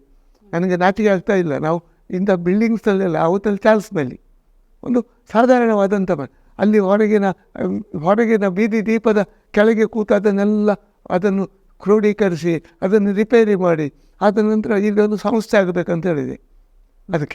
ಅದಕ್ಕೆ ಬಂದ ಕೂಡಲೇ ಅದಕ್ಕೂ ತಯಾರಾದರು. ಎಲ್ಲರೂ ಉಮೇದಿತ್ತು. ಆದಿಡ್ಪಿಯಲ್ಲಿ ಮಾಧವ್ ಅಂತ ಇದ್ದರು, ಸಂಜೀವಣ್ಣ ಅಂತ ಇತ್ತು, ತುಂಬ ಜನರಿದ್ದರು. ಅವರ ಒಟ್ಟು ಕೂಡಿ ಬನ್ಮಬೈದರ್ಕಳ ಸಾಂಸ್ಕೃತಿಕ ಅಧ್ಯಯನ ಪ್ರಸಿದ್ಧ ಅಂತ ಅವರು ಗಣಮಾನ್ಯರು, ದೊಡ್ಡ ದೊಡ್ಡ ವಿದ್ವಾಂಸರು, ವಿವೇಕರೈ, ಅಮೃತ ಸ್ವಾಮೀಶ್ವರೆಲ್ಲ ಬಂದಿದ್ದಾರೆ. ಇಲ್ಲಿ MGM ವಠಾರದಲ್ಲಿ ನಾವು ಸಂಸ್ಥೆ ಪ್ರಾರಂಭ ಮಾಡಿದ್ವಿ. 82ರಲ್ಲಿ ಪ್ರಾರಂಭ ಆಗಿ 85ರಲ್ಲಿ ರಿಜಿಸ್ಟ್ರೇಷನ್ ಆಯಿತು. ಕಡೆಗೆ ಅದಕ್ಕೊಂದು ಜಾಗ ತೆಗೆದುಕೊಂಡು ಒಂದು ಬಿಲ್ಡಿಂಗ್ ಕೂಡ ಆಯಿತು 90ರಲ್ಲಿ. ಅದಕ್ಕೂ ಎಲ್ಲ ನನ್ನ ಪರವಾಗಿ ನನಗಾಗಿಯೇ 1.5 ಲಕ್ಷ ಒಬ್ಬರು ಕೊಟ್ಟದ್ರಿಂದ ಆ ಬಿಲ್ಡಿಂಗ್ ಆಯಿತು ಆ ಕಾಲದಲ್ಲಿ 90ರಲ್ಲಿ. ಇದೆಲ್ಲ ಮಾಡಿದೆ ಯಾಕೆ? ಆ ಒಂದು ಕಾರಣಕ್ಕೆ. ಅಲ್ಲಿಂದ ಸರ್ಕಾರದಿಂದ ಮುಂದಿನ ದಿನಗಳಲ್ಲಿ ಬಂದರು ಕೆಲವರು, ದಾಮೋದರ ಕಲ್ಮಾಡಿ ಅಂತ ಬಂದರು. ಅದು ಸ್ವಲ್ಪ ಹೊತ್ತಲ್ಲಿ ಕೆಲಸ ಮಾಡಿದರೆ ಈಗ ಅದು ನಿಂತ ನೀರಾಗಿದೆ. 12 ವರ್ಷಕ್ಕೆ ಒಬ್ಬನೇ ಅಧ್ಯಕ್ಷ, ಒಬ್ಬನೇ ಮ್ಯಾನೇಜಿಂಗ್ ಟ್ರಸ್ಟಿ. ಈಗ ಅದು ನಿಂತ ನೀರಾಗಿದೆ. ಈಗ ಅದು ನಾವು ಕಟ್ಟಿಕೊಟ್ಟದ್ದು ದಂಡ ಪಿಂಡ ಆಯ್ತು. ಈಗ ಅಷ್ಟು ಪಶ್ಚಾತ್ತಾಪ ಉಂಟು ನನಗೆ. ಎಲ್ಲ ಕೆಲವರು ಅಲ್ಲಿಯೇ ಇದ್ದಾರೆ, ಅವರೇ ಏನೂ ಮಾಡ್ತಾ ಇಲ್ಲ. ಈಗ ಇಲ್ಲಿ ಒಂದು 10 ಜನ ಗರಡಿ ಪೂಜಾರಿಗೆ, ಕಲಾವಿದರಿಗೆ ಅದನ್ನು ಮಾಸಾಸನ ಅದು ಕೂಡ ಮುಂದೆ ಹೋಗಲಿಲ್ಲ, ಅಲ್ಲಿಯೇ ನಿಂತಿದೆ. ಆ ಕಾಲದಲ್ಲಿ ಅದನ್ನು ಒಳ್ಳೆಯ ಉದ್ದೇಶ ಅಂತ ಹೇಳಿತ್ತು, ಅದು ಮಾಡಿತ್ತು. ಅದರಲ್ಲಿ ಸ್ವಲ್ಪ ಪುಸ್ತಕ ಆಯಿತು. ನಂದು ಕೋಟಿ ಜನವನ್ನು ಒಮ್ಮೆ ಅವ್ರು ಪ್ರಕಟ ಮಾಡಿದರು. ನಂತರ ಒಂದು 2-3 ಬುಕ್ಕು ಉಂಟಲ್ಲಿ. ಅದೇ ತುಳುನಾಡ ಗರಡಿಗಳ ಸಾಂಸ್ಕೃತಿಕ ಅಧ್ಯಯನ. ಅಲ್ಲಿ ಮೊದಲಾದ 90ರಲ್ಲಿ ಪ್ರಕಟ ಆದಂಥ ಪುಸ್ತಕವನ್ನು ನಾನು ಊರಿಗೆ ಬಂದದ್ದು ನಾನು ಒಬ್ಬ ಅದರ ಲೇಖಕ. ನಮ್ಮ ಗಮನಕ್ಕೆ ನಾನು ಮತ್ತು ಮೋಹನ್ ಕೋಟೆ ಅಂತ ಲೇಖಕರು. ನಾವು 250 ಪುಸ್ತಕವನ್ನು ನಾವು ಖರೀದಿ ಮಾಡಿ ನಾನು ನನ್ನ ಪುಸ್ತಕದೊಟ್ಟಿಗೆ ಮಾರಾಟ ಮಾಡ್ತಾ ಇದ್ದೇನೆ. ನನಗೆ ಅದರಲ್ಲಿ ಸ್ವಲ್ಪ ನನಗೆ ಆರ್ಥಿಕವಾಗಿ ನಷ್ಟ ಆಗ್ತಾ ಉಂಟು. ಆದರೆ ವೈದ್ಯರುಗಳ ಸೇವೆ ಅಂತ ಇನ್ನು ಕೆಮ್ಮಲಜೆ ನನ್ನಿಂದಾಗಿ ನನಗೋಸ್ಕರವಾಗಿ ಹುಟ್ಟಿಕೊಂಡ ನಮ್ಮ ಒಂದು ಕುಟುಂಬದ ಸಂಸ್ಥೆ. ಡಾಕ್ಟರ್ ಗಣನಾಥ ತೆಕ್ಕಾರು ಅಧ್ಯಕ್ಷರಾಗಿದ್ದರು. ನನ್ನ ಸಹಧರ್ಮಿಣಿ ಗೊತ್ತಾಯ್ತಲ್ಲ, ಅದರ ಉಪಾಧ್ಯಕ್ಷರಾಗಿ ಆ ಸಂಸ್ಥೆ. ಕಡೆಗೆ ಅಲ್ಲಿ ಕೂಡ ಒಂದು ವೈರಾಗ್ಯ ಬಂದರೆ ಅದನ್ನು ಮುಚ್ಚಿಬಿಟ್ಟೆ. ಸಂಸ್ಥೆಯ ಹೆಸರೊಂದು ಉಂಟು ಅಷ್ಟೇ. ಅದು ಇವತ್ತು ಒನ್ ಮನ್ ಶೋ ಅಂತ ಹೇಳ್ತಾರಲ್ಲ, ಅದು ಈ ಸಂಸ್ಥೆ ಪುಸ್ತಕ. ಈಗ ಈ ಪ್ರಶಸ್ತಿ ಎಲ್ಲ ಇದು ಕೆಮ್ಮಲಜೆ ಜಾನಪದದಿಂದ ಯುವವಾಹಿನಿಗೆ ವರ್ಗಾಯಿಸಲ್ಪಟ್ಟಿತು. ಆ ಹಣವನ್ನೆಲ್ಲ ಅಲ್ಲಿ ಯುವವಾಹಿನಿಗೆ ಕೊಟ್ಟು ನನ್ನ ಹೆಸರಿನಲ್ಲಿ ಪ್ರಶಸ್ತಿ ಕೊಡುವಾಗ ಯಾರು ಇವತ್ತು ಮತ್ತು ನಾವು ಸ್ವಲ್ಪ ಸಂಗ್ರಹ ಮಾಡಿ ಕೊಡ್ತಾ ಇದ್ದೇವೆ ನಾವು ಇರುವವರೆಗೆ. ಅದು ಒಳ್ಳೆಯ ರೀತಿಯಲ್ಲಿ ನಡೀತಾ ಉಂಟು. ಈಗ ನನ್ನ ಈ ಕಾರ್ಯಕ್ರಮದ ನನ್ನ ಕೊನೆಯ ಪ್ರಶ್ನೆ ಏನು ಅಂತ ಹೇಳಿದರೆ, ಇನ್ನೂ ಏನಾದರೂ ಆ ಬರವಣಿಗೆ ಮೂಲಕ ಅಥವಾ ಮಾತಿನ ಮೂಲಕ ಹೇಳದೆ ಉಳಿದೇ ಇರುವಂಥದ್ದು ಏನಾದರೂ ಇದೆಯಾ? ಇದ್ದರೆ ಈ ಕಾರ್ಯಕ್ರಮದ ಮೂಲಕ ಸಮಾಜಕ್ಕೆ, ನಮ್ಮ ಯುವಕರಿಗೆ ನೀವು ಹೇಳಬೇಕು ಅಂತ ನನ್ನದೊಂದು ಕೋರಿಕೆ. ನೋಡಿ, ಅಖಂಡವಾದ ತುಳುವ ಜನಾಂಗಕ್ಕೆ, ಕನ್ನಡ ಸಮಾಜಕ್ಕೆ, ನನ್ನ ಮುಂಬೈಲಿರುವ ಎಲ್ಲ ಅಭಿಮಾನಿಗಳಿಗೆ, ಹೊರಗಿನ ಅಭಿಮಾನಿಗಳು, ನನ್ನ ಮೇಲೆ ಅಪಾರ ಕಕ್ಕುಲತೆ ಉಂಟು, ಅವರಿಗೆ ಪ್ರೀತಿ ಉಂಟು. ನಿಮ್ಮ ಇವತ್ತು ನೀವು ಅಧ್ಯಕ್ಷೆಯಾದಂಥ ಒಂದು ಸಂಸ್ಥೆ ಉಂಟು ಉಡುಪಿಯಲ್ಲಿ. ಅಲ್ಲೀಗ ದಕ್ಷ ಅಧ್ಯಕ್ಷನೇ ನೀವು ಅಂತೇಳಿ ಅದನ್ನು ಈಗಾಗಲೇ ನಿಮ್ಮ ಕಾರ್ಯಕ್ರಮದಲ್ಲಿ ತೋರಿಸಿಕೊಟ್ಟಿದ್ದೀರಿ. ಯುವವಾಹಿನಿ ಅಂತೇಳಿದರೆ ಬರೀ ಬಿಲ್ಲವ ಸಮಾಜಕ್ಕಲ್ಲ, ಬಿಲ್ಲವ ಸಮಾಜದ ಕೆಲವು ತಲೆಮಾರಿನ ಹಿಂದಿಂದ, ಅದು ವಿಶ್ವಕುಮಾರ ಆ ಕಾಲದಲ್ಲಿ ಇರ್ಬೋದು, ಅದು ವಿಶ್ವಕುಮಾರ ಪ್ರಶಸ್ತಿ ಇರ್ಬೋದು, ಈಗ ಬನ್ನಂಜೆ ಬಾಬು ಅಮೀನ್ ಪ್ರಶಸ್ತಿ ಇರ್ಬೋದು, ನಿಮ್ಮ ನೇತೃತ್ವದಲ್ಲಿ ಆಗ್ತಾ ಉಂಟದು. ಆವಾಗ ಆ ಯುವವಾಹಿನಿ ಇದ್ದಂಥ ಎಲ್ಲ ಸದಸ್ಯರು ಮಾನವೀಯ ದೃಷ್ಟಿಕೋನದಿಂದ ಜಾತ್ಯತೀತವಾಗಿ ಬೆಳೀತಾ ಇದ್ದಾರೆ. ಅದು ಹುಟ್ಟಿಕೊಂಡದ್ದು ವಿಲ್ಲವರಿಗಾದರೂ ಅದು ಇವತ್ತು ವಿಲ್ಲವರ ಸಂಸ್ಥೆಯಾಗಿ ಉಳಿದಿಲ್ಲ. ಯುವವಾಹಿನಿ ಉಂಟಲ್ವ, ಅದು ಇಡೀ ನಮ್ಮ ಕರಾವಳಿ ಕರ್ನಾಟಕದಲ್ಲಿ ಬಿಡಿ, ಈಗ ಬೆಂಗಳೂರಿನಲ್ಲಿ ಎಲ್ಲ ಶಾಖೆಯನ್ನು ಪಡೆದರು. ಅದು ಸಮಾಜದ ಒಳಿತಿಗೋಸ್ಕರವಾಗಿ, ಧಾರ್ಮಿಕವಾದ ಉನ್ನತಿಗೋಸ್ಕರ, ಗರುಡಿಗಳ ಉನ್ನತಿಗಾಗಿ, ಅಥವಾ ಬ್ರಹ್ಮಶ್ರೀ ನಾರಾಯಣ ಗುರುಗಳ ಅವರ ತತ್ವಾದೇಶ ಏನುಂಟು, ಒಂದೇ ಜಾತಿ ಒಂದೇ ಮತ ಒಬ್ಬರೇ ದೇವರು ಅಂತ ಹೇಳಿದ್ದಾರೆ ಅವರು. ಅದನ್ನು ಬೆಳಕಿಗೆ ತರುವಲ್ಲಿ, ಮಕ್ಕಳಿಗೆ ವಿದ್ಯಾರ್ಥಿ ವೇತನ ನೀಡುವಲ್ಲಿ ತುಂಬ ಕೆಲಸ ಮಾಡಿದ್ದೀರಿ. ಹಿಂದಿನವರು ಇರ್ಬೋದು, ಈಗಿನವರು ಇರ್ಬೋದು. ನಾನು ಹೇಳಿದಾಗೆ ಇದೆಲ್ಲ ಯಾಕೆಂದರೆ ನಾವು ಎಲ್ಲವೂ ಈ ಕೆಲಸ ಸಮಾಜಮುಖಿಯಾದಂತಹ ಕೆಲಸವನ್ನು ಯಾರು ಮಾಡ್ತಾರೆ ಅವರನ್ನು ಜಾತ್ಯತೀತವಾಗಿ ನಾವು ಕೊಂಡಾಡ್ತೇವೆ. ನಮ್ಮ ಒಬ್ಬರು ಈಗ ಮಾರ್ಪಳ್ಳಿ ಗರಡಿಯ ಕಾರ್ಯಾಧ್ಯಕ್ಷರಾದ ಸಂಜೀವ ಪೂಜಾರಿ ಅಂತ ಇದ್ದಾರೆ, ನಮ್ಮ ಬಹಳ ಆತ್ಮೀಯ ಬಂಧು. ಅವರದ್ದೆಲ್ಲ, ಅಥವಾ ರಮೇಶ್ ಬಂಗೇರ, ನಾವು ಸ್ವಲ್ಪ ಬರುವಾಗ ಜಾತಿಗೆ ಹತ್ತಿರ ಬರ್ತೇವೆ. ರಮೇಶ್ ಬಂಗೇರ್ ಇದ್ದಾರೆ, ರಘುನಾಥ್ ಮಾಬೆಂದ್ ಇದ್ದಾರೆ. ಇವರನ್ನೆಲ್ಲ ಯಾವಾಗಲೂ ಮರೆಯೋದಕ್ಕೆ ಸಾಧ್ಯ ಇಲ್ಲ. ಇದು ಬರೀ ಮಾನವೀಯ ದೃಷ್ಟಿಕೋನ, ಆರ್ಥಿಕವಾಗಿ ಅಲ್ಲ. ಖಂಡಿತ ಬಹಳಷ್ಟು ವಿಚಾರಗಳನ್ನು ಈ ಅಲ್ಪಾವಧಿಯಲ್ಲಿ ನಮ್ಮೊಂದಿಗೆ ಹಂಚಿಕೊಂಡಿದ್ದೀರಿ. ಪ್ರಶ್ನೆಗಳು ಕೇಳ್ತಾ ಹೋದ್ರೆ ಇನ್ನಷ್ಟು ಬಹಳಷ್ಟು ಇವೆ. ಅವಕಾಶ ಸಿಕ್ಕಾಗ ಮತ್ತೊಮ್ಮೆ ನಾವು ಮಾತಾಡುವ. ಖಂಡಿತ ಖಂಡಿತ. ಮತ್ತೊಮ್ಮೆ ಹುಟ್ಟುಹಬ್ಬದ ಹಾರ್ದಿಕ ಶುಭಾಶಯಗಳನ್ನು. ದೇವರು ನಿಮಗೆ ನಂಬಿದಂತಹ ದೈವಗಳು, ನಾವು ತುಳುನಾಡಿನ ದೈವಗಳು ಮುಖ್ಯ. ಬೇರೆ ಬೈದ್ಯರುಗಳು ದೈವಗಳು, ಬ್ರಹ್ಮಶ್ರೀ ನಾರಾಯಣ ಗುರುಗಳು, ಮತ್ತು ನೀವು ನಂಬಿದ ದೇವರುಗಳು.